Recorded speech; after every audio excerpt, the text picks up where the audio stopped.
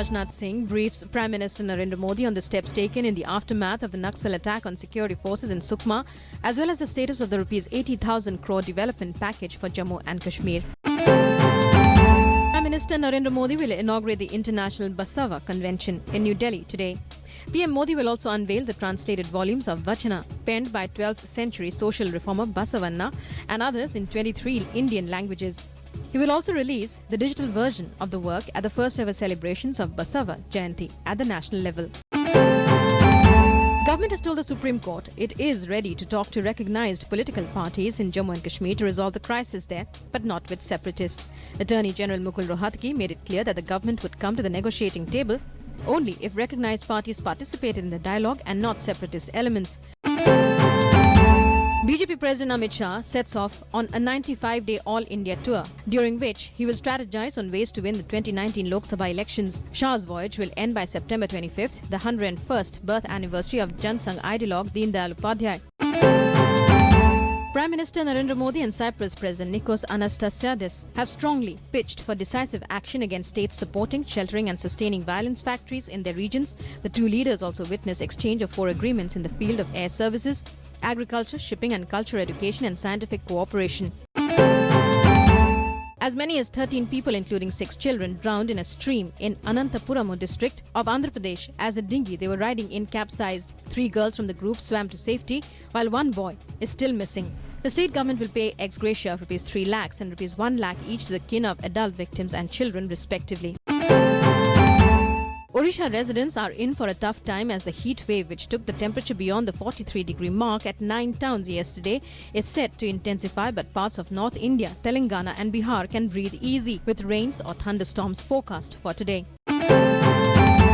Finance Minister Arun Jaitley has promised not to spring any surprises in fixing tax rates under the new GST regime, but has asked India Inc. to pass on the benefit of reduced taxes to consumers and not profiteers. Jaitley also sounded a note of caution on growing tendency of protectionism in nations around the world, saying the jury is still out if such moves would make the global economy more efficient or sluggish.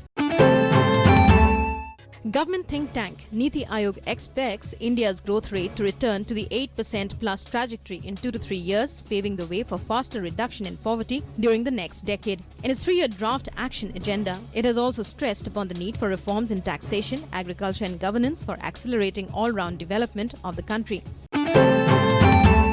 The ambitious goods and services tax to be implemented from July 1st would help raise India's medium-term growth to above 8%. The International Monetary Fund has said, adding that the reforms being done are expected to pay off in terms of higher growth in the future.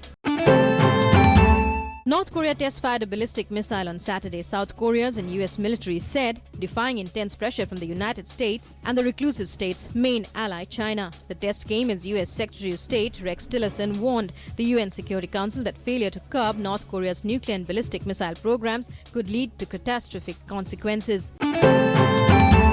Pope Francis pleaded for peace in a visit to Egypt as he attended a service in solidarity with the embattled Coptic minority at a church bombed by the Islamic State group. The pontiff walked to the St. Peter and St. Paul Church in Cairo in a procession led by standard-bearing clergy after meeting Coptic Pope Tawadros II at his headquarters. Runners-up in the last edition, India would look to go one step further as they start their campaign in the 26th Sultan Azlan Shah Cup with a game against Great Britain and Malaysia today. India were runners-up to 9-time champions Australia last year, and Harmanpreet Singh played a crucial role in the team's success. Maria Sharapova eased into the semi-finals of Stuttgart's WTA tournament after seeing off qualifier Anett Kontaveit for her 3rd straight win on a comeback after a 15-month doping ban. The 30-year-old 5-time Grand Slam winner has yet to drop a set in Stuttgart and powered past Estonia's Kontaveit, ranked 73rd for a 6-3, 6-4 quarterfinal win.